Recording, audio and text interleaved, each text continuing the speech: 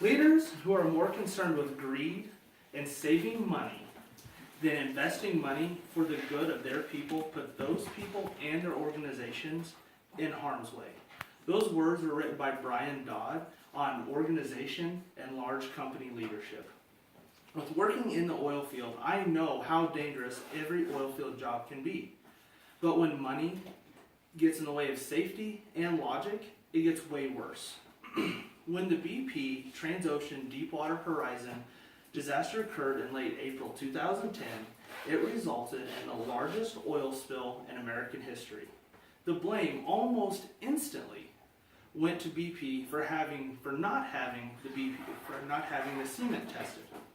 Although this is true, I am here to say the main problem started way before that, in the initial well design, something that should have been stopped and changed in many pre-drilling stages.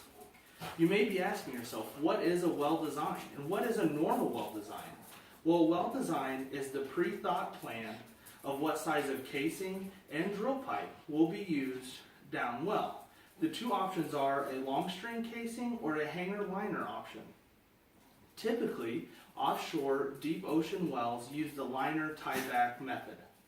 A casing pipe in this method is used and hung off the end of the last section of secured casing using a hanger and a seal. This has 4 layers of protection: the cement at the bottom, the hanger seal, the cement that secures the tieback, and the seal at the well. The seal of the inner and outer casings used in this method keeps a 2-inch annular gap for dirt, mud, and cement circulation. This makes the loss of circulation almost impossible. If you see the picture here, this is the tieback, this is the cement at the bottom, the hanger seal, the secured cement, and the wellhead seal. The BP Mankato well design opted to use a long stringer method instead of the liner tieback. In this method, a long single piece of casing is used from the sea floor all the way to the oil or the pay zones. This gives less protection from gas and saves the rig about 5 days worth of work. Most of the time, this method also leaves a 2-inch gap for circulation, but not the BP design. They used a much cheaper option for the last 180 feet of the well. The casing used here only allowed for a 3/4 inch gap for circulation. That's a 62% decrease. And in this photo, you can see the only 2 protection areas are the cement here at the bottom and the well seal. And the annular gap, instead of 2 inches here and here, is now only 3/4 in the Macondo well. So why is this important? What did this cause? Well, the well could not clean out drill millings and drilling mud properly. With the smaller gap here, things could not be flushed out, leaving an unclean surface for cement to adhere to. And not only that, the smaller gap did not allow for proper cement to expand like it was needed to in the type of cement that was used. But one of the bigger problems it caused was pressure, improper and inconsistent. A constant even pressure that can be easily controlled is vital to the drilling operation. This allows the even removal of mud and millings. It also makes it easier to get cement to flow correctly and into the correct places. And the biggest problem that this caused was simple. The check valves that allow the drilling mud to fill into the casing as it is lowered could not be shut. The main functions of these check valves allow drilling mud to fill into the casing as it is lowered down into the well. After the casing has a correct amount of mud, pressure is then raised slowly by the drill team until it hits a required amount, and then the autofill tube, which is a tube that goes inside the check valve to hold it open while the casing is being lowered, is pushed out by the pressure. This allows the valves to close completely, and when the valves are closed, this stops mud, cement, and more importantly, seawater from flowing back up into the casing and the drill pipe. Investigation reports show that pressure was only about 30% of what was required to push out the autofill tube. It was impossible for the tube to be removed at this low rate. Without proper pressure control, the drill team assumed that they had pushed out the autofill tube, but it was not possible, remember. It is now believed that the team thought the fill tube had to have been removed because of the high pressure needed to push the mud down into the casing just because of the 3/4 inch gap here. But this all led up to the big major problem, the cement problem. With the check valve still open, mud and seawater were able to flow back in, mixing with cement as it was injected.